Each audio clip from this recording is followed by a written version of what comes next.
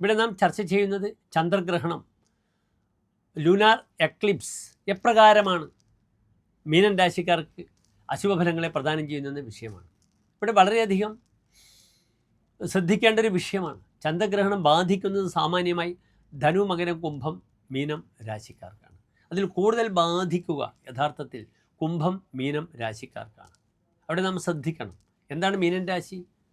പുരൂരട്ടാതി നക്ഷത്രത്തിൻ്റെ അവസാനത്തെ 15 നാഴിക, ഉത്രട്ടാതി, രേവതി, ഈ 3 നക്ഷത്രങ്ങൾ വരുന്ന നക്ഷത്ര 2.25 നക്ഷത്ര കൂട്ടമാകുന്നു മീനം രാശി. ഇവിടെ മീനൻ രാശിക്കാർക്ക് ചന്ദ്രഗ്രഹണം നടക്കുന്നത് ചതയം അഥവാ പുരൂരട്ടാതി നക്ഷത്രത്തിൻ്റെ നക്ഷത്രത്തിലാണ്.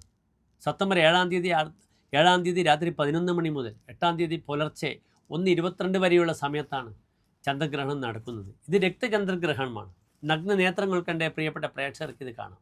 എങ്കിലും ഈ 4 രാശികളിൽ മീനൻ രാശിക്കാർക്ക് ഇത് എപ്രകാരമാണ് ബാധിക്കുക എന്ന വിഷയം ശ്രദ്ധിക്കണം. മീനൻ രാശിക്കാർക്ക് ഈ ഗ്രഹണം നടക്കുന്ന സമയത്ത് ചന്ദ്രനെയാണ് രാഹു ഗ്രസിക്കുന്നത്. രാഹുഗ്രസ്തനായ ചന്ദ്രനാണ്. അതാണ് യഥാർത്ഥത്തിൽ ഇവിടെ നടക്കുന്നത്. ഇവിടെ ചന്ദ്രൻ ആരൊക്കെയാണ്? 5-ാം ഭാവാധിപനാണെന്ന് മനസ്സിലാക്കുക. ഈ ചന്ദ്രഗ്രഹണ സമയം മുതലുള്ള കുറച്ച് കാലം സന്താനങ്ങൾക്ക് അരിഷ്ടതകൾ വളരെയധികം വരുന്ന സമയമാണ്.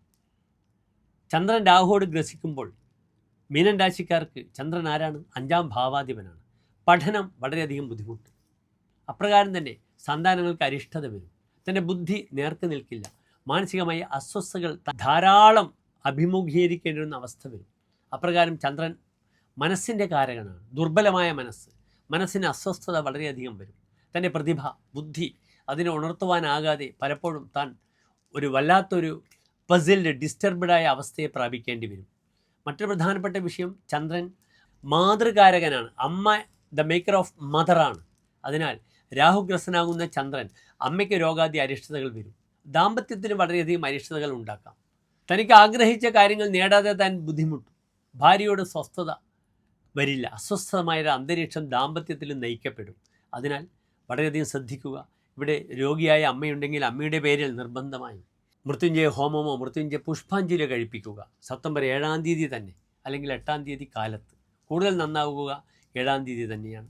ദാമ്പത്യത്തിലുള്ള ക്ലേശങ്ങൾ പരിഹരിക്കാൻ നിർബന്ധമായും ഐക്യമത്യ അർച്ചന ചെയ്യണം. പിന്നീട് സെപ്റ്റംബർ 7-ാം തീയതി നിർബന്ധമായും 12 വയസ്സിന് താഴെയുള്ള കുട്ടികളാണെങ്കിൽ അവരുടെ പേരിൽ കർഗഹോമം ചെയ്യുക 3 മാസക്കാലം എല്ലാ ശനിയാഴ്ചകളും. പിന്നീട് മറ്റൊരു പ്രധാനപ്പെട്ട വിഷയം, 12 വയസ്സിന് മുകളിലുള്ള കുട്ടികളുടെ പേരിൽ മൃത്യുഞ്ജയ ഹോമമോ മൃത്യുഞ്ജയ പുഷ്പാഞ്ജലിയോ ചെയ്യണം. അനാവശ്യമായ പോലീസ് കേസുകൾ, വിവാദങ്ങളൊന്നും മക്കൾക്കില്ലാതെ അവരെ സംരക്ഷിക്കേണ്ടത് നിങ്ങളുടെ ചുമതലയാണെന്ന് അറിയുക. എല്ലാ പ്രിയപ്പെട്ട മീനൻ രാശിക്കാർക്കും ഈ ചന്ദ്രഗ്രഹണം ദോഷമില്ലാതെ മുന്നോട്ട് നയിക്കട്ടെ എന്ന് പ്രാർത്ഥിക്കുന്നു. നന്ദി, നമസ്കാരം.